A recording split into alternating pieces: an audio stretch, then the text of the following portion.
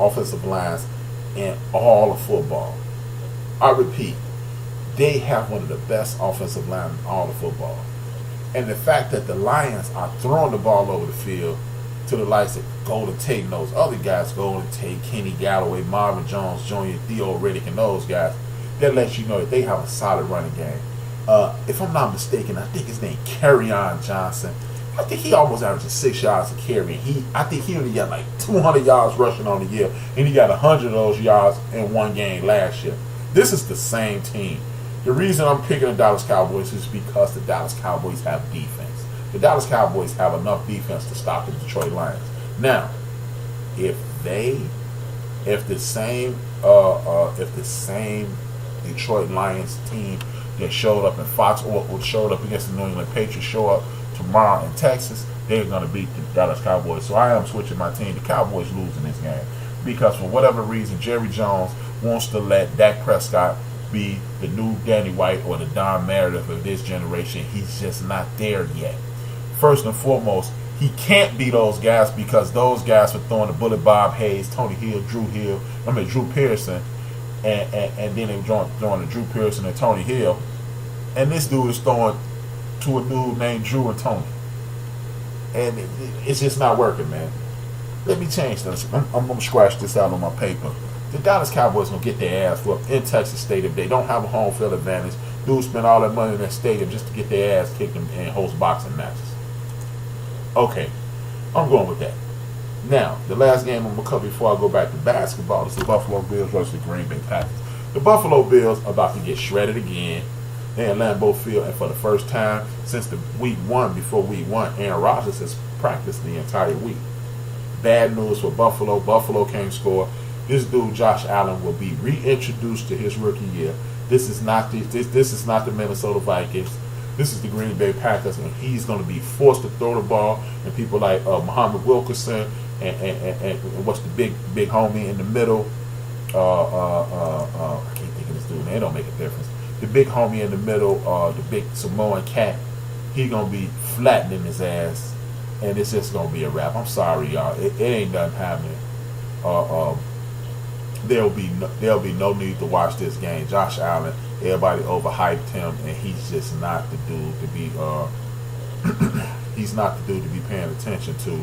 So if you believe that's gonna happen, trust me. Muhammad Wilkerson is gonna get conversation for defensive player of the week this week because he's gonna be flattening Josh Allen. The Green Bay Packers will do away with them with the greatest of ease. Back to basketball now. Because I'm going back to basketball, remember, this is the top 16 players. The 16 players that I believe, no matter what the situation is, you put them on the team with solid coaching, good leadership, and they will show and prove. Now, if you just tuned in, number 16 was Karl Anthony Towns. Number 15 was Victor Oladipo. Number 14 was John Wall. Number 13 was Donovan Mitchell. Number 12 is a guy that a lot of people don't get a lot of respect, and this is a guy that I respect a lot. He actually plays basketball. He got the inside-outside game. He's the last of a dying breed when you talk about the mid-range jump shot. He goes by the name of DeMar DeRozan. This is a dude who LeBron James. He's the first guy in the history of sports that the fact that he can't keep up with a dude who's considered the best player in the league, he gets dismissed for it. This just shows you more mainstream media bias. He can't beat the best player in the league.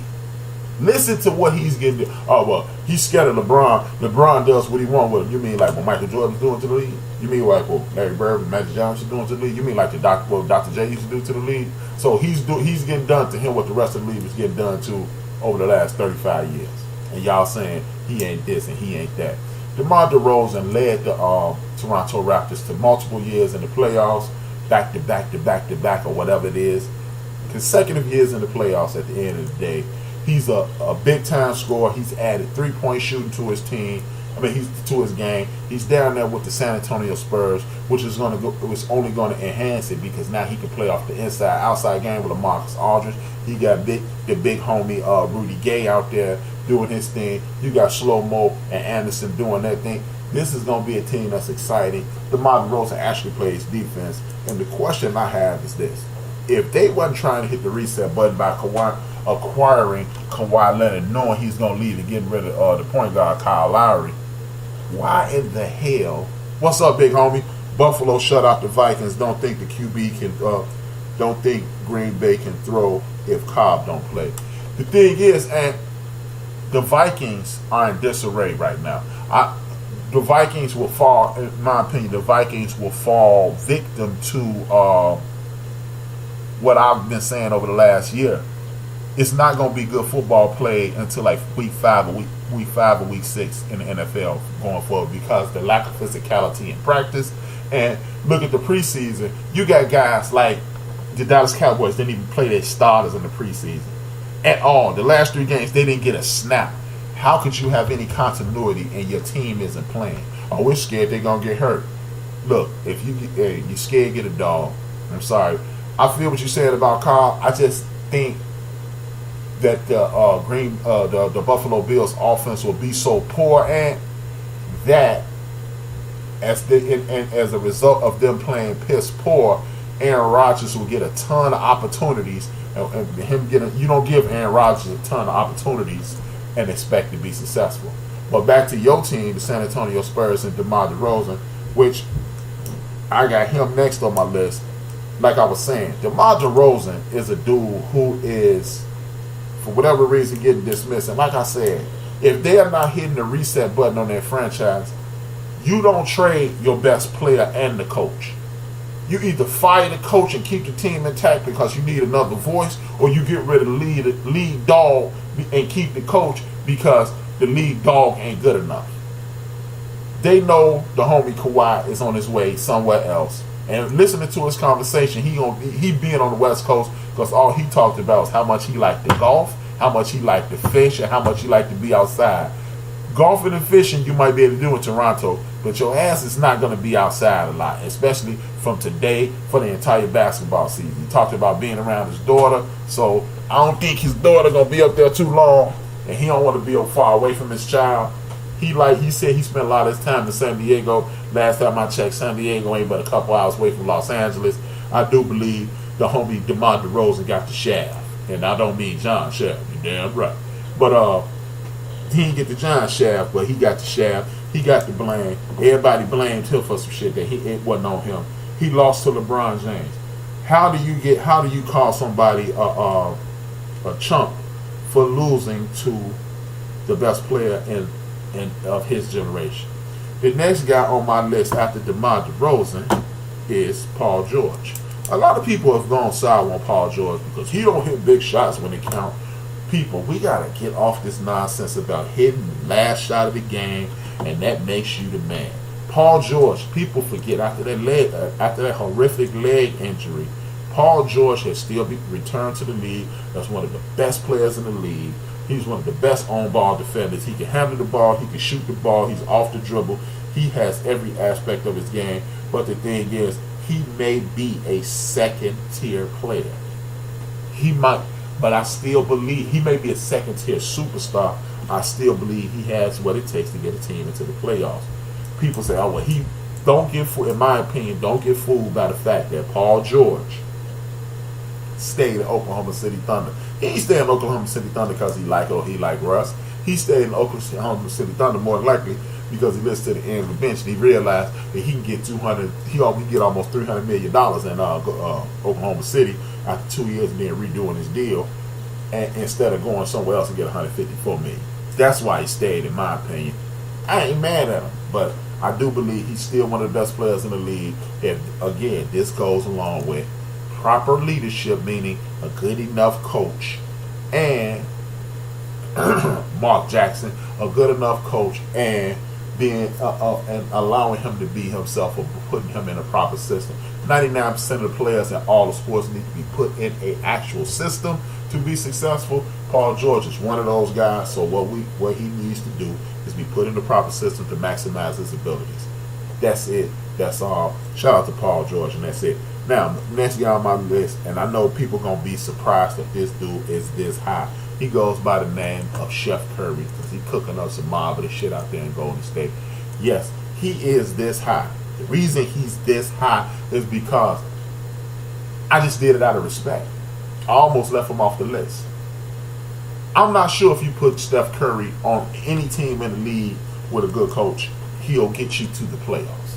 Now, he's going to score a whole lot of points, but I just don't think he's that type of difference maker. Steph Curry is, like I said, 99% of the players, in my opinion, need to be put in a position to succeed. Steph Curry is one of those people, but I don't know if he can get you to the playoffs alone. We've never seen him do it alone. He is dynamic. He off the dribble. He can pass. He can do a lot of things, but I'm not sure. He is the straw that stirred the drinks, and that's why I kept him on this list, but I'm not sure that Steph Curry can do it all alone. Excuse me.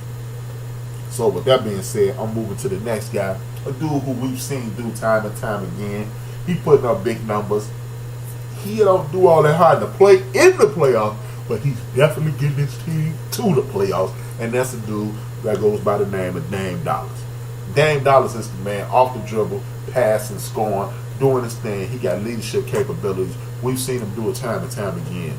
Dame Lillard, Steph Curry, DeMar DeRozan, and these are four guys that are three, and Paul George. These are four guys on the next portion of that list that I think when you add them to the mix with proper guidance and leadership, they will get you to where you want to be.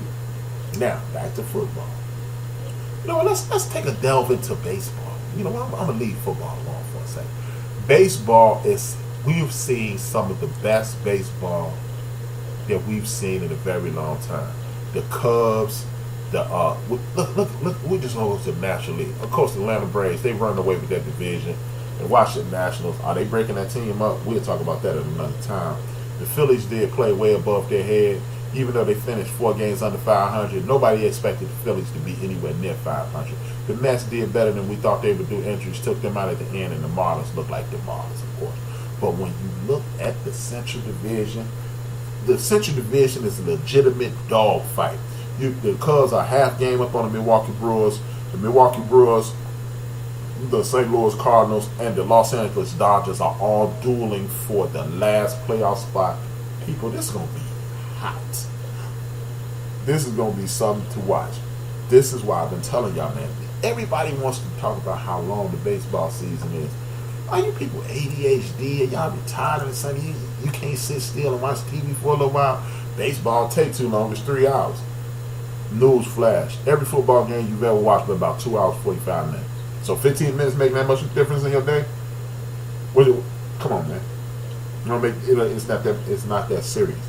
Pay attention to baseball because remember, the beauty in baseball is this. The Atlanta Braves, 90 wins. The Cubs, 94 wins. The Rockies, 90 wins. And get this.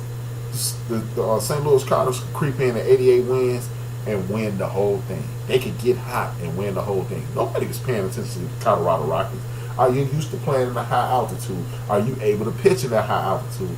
People pay attention to this because you may be able to view some of the greatest sporting events this year by watching Major League Baseball playoffs. We knew the Houston Astros were pretty good last year. We never assumed that they would win the World Series. And look, Billy Beane, Moneyball, is finally playing off again. It's paying off again. Look, get this. This is the beauty of baseball. The Houston Astros, 101 wins. The Oakland Athletics, 96 wins. The Cleveland Indians, 90 wins. And the New York Yankees, 100 wins. People, do you know when you talk about who's going to win the championship, hardly anybody is talking about the Yankees. The Yankees won 100 out of 162 games with a porous pitching staff that's finally coming around, even though my man got shelled last night. But Aaron Judge, their very best player, because Giancarlo not their best player. He's their most famous player. The best player on their team is Aaron Judge because he showed and proved that he wasn't a one-year wonder. But these people won 100 games and nobody talking about them. Nobody is talking about them. So Don't treat yourself. Don't cheat yourself. Baseball is about to be off the chain, man. It ain't be off the hook. It's gonna